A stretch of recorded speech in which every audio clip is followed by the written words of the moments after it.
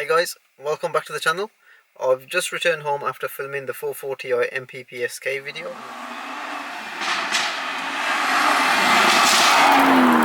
I just thought I'd take the opportunity to do a quick vlog on some things that have changed in my M140i.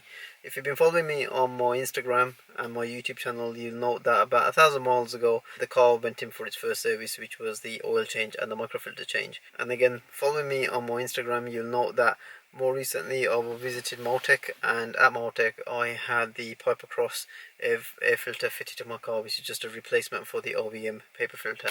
Now the reason I did that is, one, it's a performance air filter.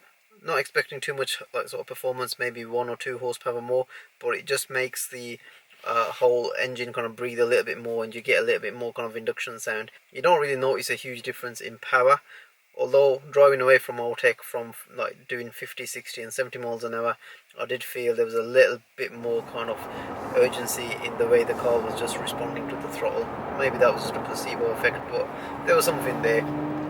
I have just got sort of accustomed to that, so I don't really feel it anymore, but the initial thought was that it was definitely there, so it's a win-win situation, I guess. Now the reason why I went ahead and put a Pipercross filter is because when my car went in for its service, BMW usually charge about £300 for the first service.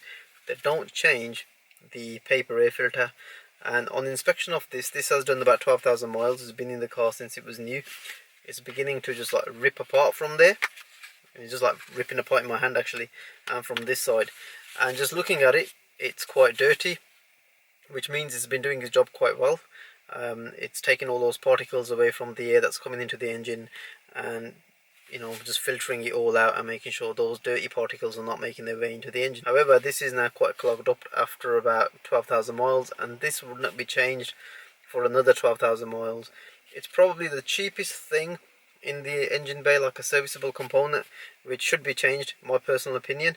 And I don't just think it's just BMW, there's all the other manufacturers out there do exactly the same. They don't change these for, like, I don't know, 20,000 miles, and these things, they probably cost them about anything under £10 because they're buying in bulk, and I don't see why they don't change them, and yet they charge us like, say, £300 for a service. So what I'm going to do now is mount the camera to the front of the car, give the car some revs, and hopefully you should be able to hear that increased induction sound. Not a huge difference if I'm honest with you, but it's certainly there. And like I say, when you are pushing along from 40, 50, 60, 70 miles an hour, there is a little bit more kind of urgency in the way that the car sort of responds.